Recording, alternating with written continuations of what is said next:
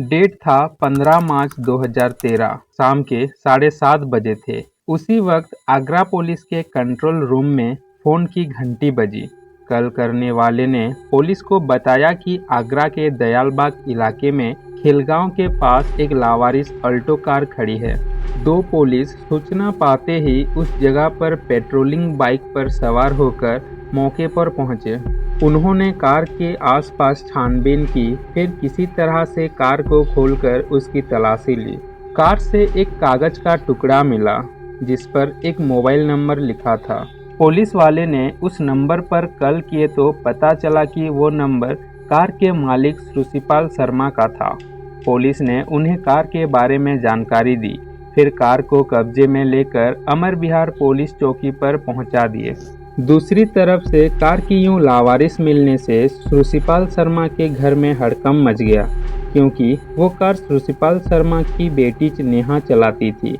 उस दिन भी सुबह के वक्त वो कार लेकर घर से निकली थी, लेकिन इसके बाद वो लापता थी। उसकी मोबाइल भी स्विच ऑफ बता रहा था। घर वाले हर तरफ से नेहा की तलाश कर रहे थे। जब पुलिस को नेहा की लापता होने की बात मालूम चली तो नेहा को तलाश करने के लिए कई टीम लगा दिए गई।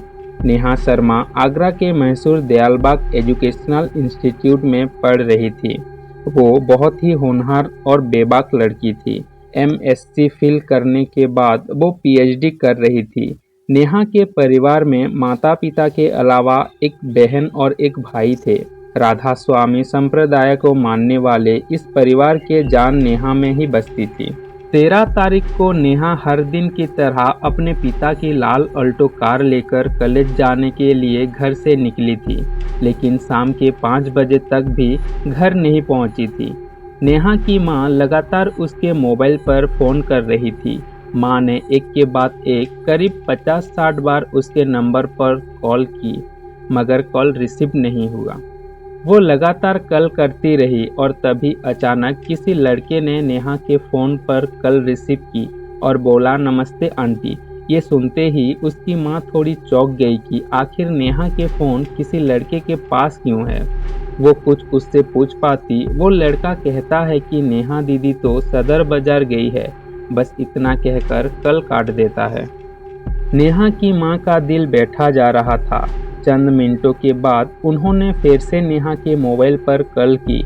उसी अनजान लड़के ने फ़ोन उठाया और आवाज़ आई, आंटी नेहा दीदी तो मूवी के टिकट लेने के लिए लाइन में खड़ी है, और फ़ोन कॉल काट दिए। नेहा की मां ने फिर से कॉल किया, लेकिन इसके बाद नेहा का मोबाइल पर फ़ोन नहीं लगा। नेहा की मां ने फ़ौरन अपने पति को इस बात की जानकारी दी। वो नेहा का पता लगाने के लिए इधर उधर फ़ोन घुमाने लगी, मगर कहीं से कुछ भी पता नहीं चला। अब नेहा की मां को किसी अनहोनी का डर सता रहा था।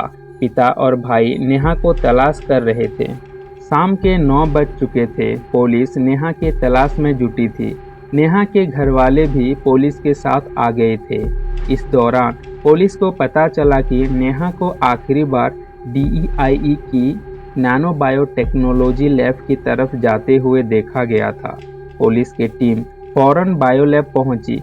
जैसे ही लैब का दरवाज़ा खुलवाया गया तो अंदर का मंजर देखकर सबके होश उड़ गए।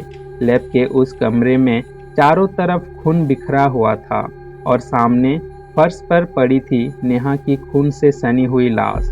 उस कमरे में इस कदर खून था कि नेहा के कपड़ों का रंग भी पता नहीं चल रहा था। पुलिस जब नेहा के लाश के करीब पहुंची तो पाया कि उसके पेट और जिस्म के बेरहमी के साथ काटा गया था। उसकी जांघों पर भी काटने के निशान थे। उसके मुंह में रुमाल ठूसे गए थे। उसके दोनों हाथों को पीछे की तरफ बांधा गया था। उसकी सलवार घुटनों तक उतरी हुई थी। मौका वारदात पर हर तरफ खून से सने टिश्यू पेपर बड़ी तादाद में पड़े हुए थे। ऐसा लग रहा था कि मानो कातिल ने हर बार के बाद अपने हाथों से खून साफ किया हो। उस कमरे का एक खौफनाक मंजर देखकर नेहा की मां अपने होशो हवास खो बैठी। उसके पिता भी घुटनों के बल जमीन पर बैठ गए। अपनी लाडली बेटी की इतनी दुर्गति देखकर उनके आंसुओं की धार चीखों के साथ बह निकली। पुलिस वाले भी कातिल का करतूत देखकर सोच में पड़ गए कि आखिर कातिल ने इतनी दरिंदगी क्यों की। पुलिस ने लैब की जांच पड़ताल में पाया कि वहां कोई टूट फूट नहीं हुई थी, मगर लाश के पास एक कांच की पिपेट आधी टूटी हुई थी और उसका आधा हिस्सा नेहा के पेट में घुसाया गया था। पहली तफ्तीश के बाद पुलिस को समझ आ गया था कि नेहा के साथ कत्ल से पहले बलात्कार किया गया या उसके साथ बलात्कार की कोशिश की गई, मगर नाकाम होने पर कातिल ने उसे इस बेरहमी से कत्ल कर दिया। कुछ देर बाद आगरा के सभी आया पुलिस ऑफिसर मौके पर थे। मीडिया कर्मी भी वहां पहुंच चुके थे। पूरे दयालबाग में इस कत्ल की खबर आग की तरह फैल चुकी थी। राधा स्वामी संप्रदाय से जुड़े सत्यागी भी वहां जमा होने को लगे थे। पुलिस ने पंचनामा किया और नेहा की लाश को पोस्टमार्टम के लिए भेज दिया। इससे पहले मौके से फॉरेंसिक सबूत भी जुटाए गए। घटना के अगले दिन यानी 16 मार्च 2013 को नेहा के कत्ल की खबर सभी अखबारों की सुर्खियां बनी। लोग अभी दिल्ली का निर्भया कांड ठीक से भूले भी नहीं थे कि इस वारदात ने फिर उस दरिंदगी की याद ताज़ा कर दी। पुलिस ने 16 मार्च को ही वो लैब सील कर दी थी। उसी दिन नेहा का पोस्टमार्टम कराया गया। उसी दौरान लैब के पास से पुलिस ने झाड़ियों में पड़ा नेहा का लैपटॉप भी बरामद किया। नेहा के कत्ल की वारदात को 3 दिन बीत चुकी थी।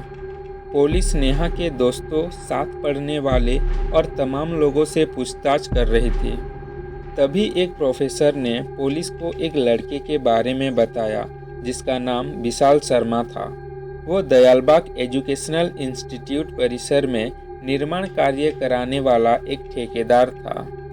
पुलिस उससे पूछताछ करने उसके घर पहुंचे। पुलिस ने वहां एक साइकिल देखी जिस पर खून जैसे लाल धब्बे थे। वहां एक जींस पड़ी थी, उस पर भी लाल धब्बे मौजूद थे। घर के बाहर विशाल के जूते सूख रहे थे। ये सब देखकर पुलिस को विशाल पर शक हो गया। पुलिस ने विशाल शर्मा को रियासत में लेकर पूछताछ की। साइकिल और विशाल के जींस पर मौजूद लाल धब्बों के नमूने जांच के लिए भेज दिए गए। पुलिस शक के बिना पर विशाल से 3 दिन तक पूछताछ करती रही, लेकिन उसे इस बारे में कुछ नहीं पता था। 3 दिन बाद लाल धब्बों की फॉरेंसिक रिपोर्ट सामने आई तो पता चला कि विशाल की साइकिल, जींस और जूते पर मिले लाल धब्बे खून नहीं, रंग था। इसके बाद पुलिस ने विशाल को छोड़ दिया। पुलिस के पास कातिल का ना तो कोई सुराग था और ना ही कोई सबूत। DEI के अधिकारी भी पुलिस को जांच में सहयोग नहीं कर रहे थे। यहाँ तक कि पुलिस के खिलाफ उन्होंने हाईकोर्ट में रिट भी लगा दी थी। पुलिस को पहले मामला जितना आसान दिख रहा था उतना था नहीं। पुलिस ने जांच जारी रखी। पुलिस नेहा के कॉलेज में पढ़ने वाले छात्रों से लगातार बात कर रही थी ताकि कोई सुराग हाथ लगे, और हुआ भी ऐसा ही।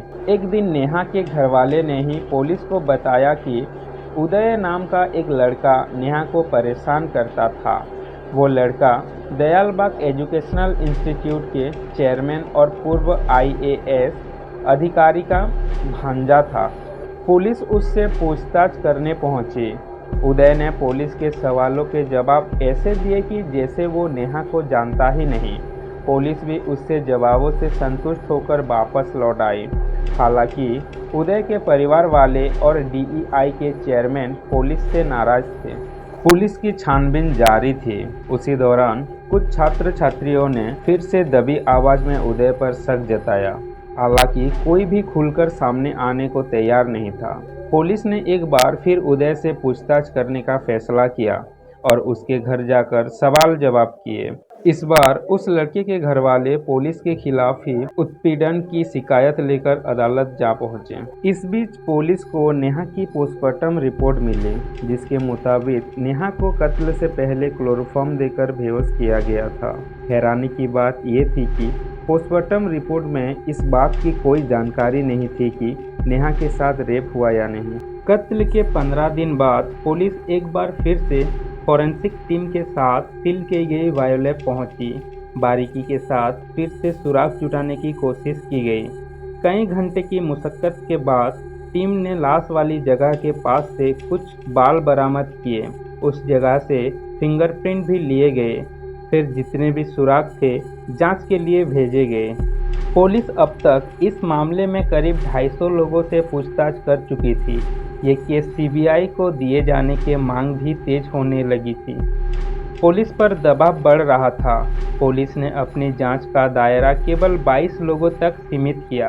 अब तक पुलिस के साथ नेहा और उदय स्वरूप की मोबाइल कॉल डिटेल्स भी आ चुकी थी। पुलिस ने उदय के दोस्तों से भी पूछताछ की। डीईआई के एक प्रोफेसर ने पुलिस को बताया कि वारदात के दिन नेहा की कार एक लैब टेक्नीशियन यशवीर संधू चला रहा था। पुलिस ने उसी रात चुपचाप यशवीर को उठा लिया। उसने पूछताछ में पुलिस को कार के बारे में अहम जानकारी दी, लेकिन मुख्य आरोपी का नाम नहीं बताया। पुलिस की जांच के केंद्र में अब वो लोग थे जो नेहा के आसपास और लैब में ज़्यादा आते जाते थे। इस बीच पुलिस को पता चला कि उदय का लैब में बहुत आना जाना था। पुलिस उदय पर फोकस कर रही थी। तभी पुलिस को लैब से बरामद हुए बालों की फॉरेंसिक रिपोर्ट मिली। रिपोर्ट से पता चला कि लैब में नेहा के लाश के पास से मिले बाल उदय के प्यूबिक हेयर थे। अब नेहा घरवालों और पुलिस का शक पुख्ता हो चुका था।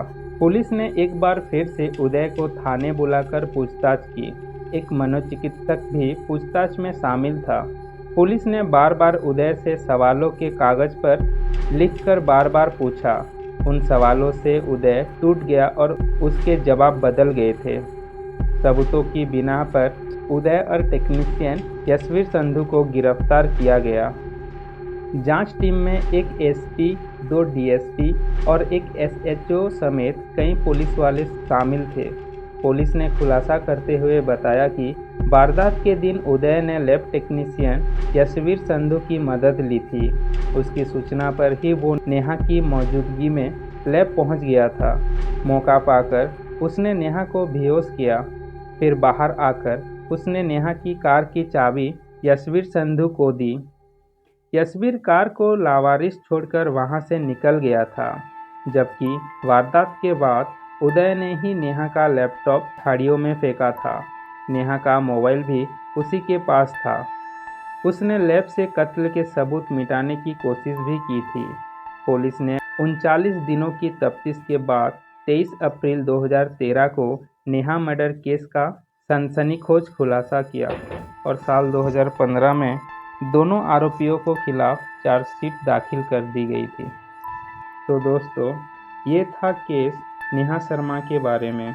मिलते हैं एक और नए वीडियो में, तब तक के लिए स्टे सेफ।